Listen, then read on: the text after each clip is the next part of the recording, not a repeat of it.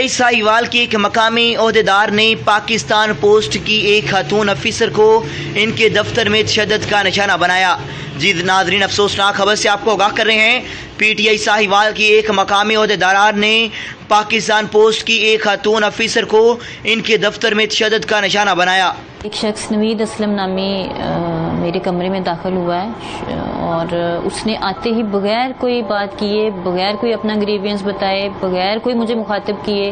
اس نے میرے دفتر میں گھس کے تو میرے منہ پہ تھپڑ مارا ہے، اور مجھے پتہ ہی اس کی انٹرنس کا جب چلا جب اس نے میرے منہ پہ تھپڑ ہی مار دیا۔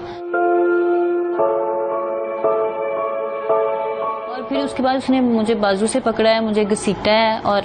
مجھے دھمکیاں دینا شروع کر دی کہ میں تمہیں جان سے مار دوں گا، میں دیکھ لیتا ہوں۔ اور وہ باقاعدہ دندناتے ہوئے پورے میرے دفتر میں یہ کہہ رہا تھا کہ میں پی ٹی آئی کا ورکر ہوں، کوئی میرا کچھ نہیں کر سکتا، میں ابھی بزدار صاحب کو فون کرتا ہوں، میں ابھی تم سب کو اٹھوا دوں گا۔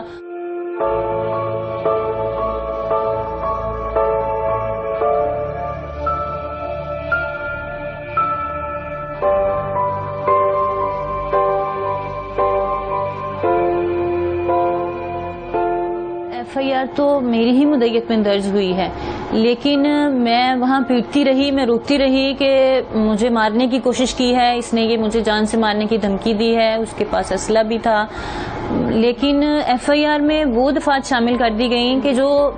بیلیبل تھیں، جو مائنر دفعات تھیں، اور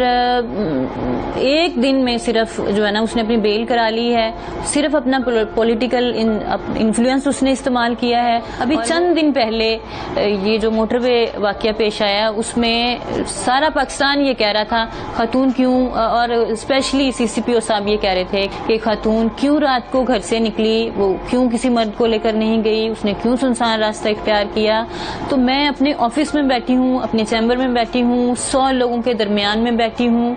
اور دن دہاڑے ایک شخص میرے دفتر میں داخل ہوا، اس نے غنڈہ گردی کی، اس نے مارا، اس نے میری عزت خراب کی، اس نے مجھے کھینچا، لیکن اگلے دن وہ اپنے گھر ہے بیل کے بعد۔ تو میں بالکل ایسا نہیں سمجھتی کہ اس ملک میں کوئی خاتون، چاہے وہ اپنے گھر میں ہے، چاہے وہ اپنے آفس میں ہے، چاہے وہ سڑک پہ ہے، بالکل یہاں کوئی خاتون محفوظ نہیں ہے۔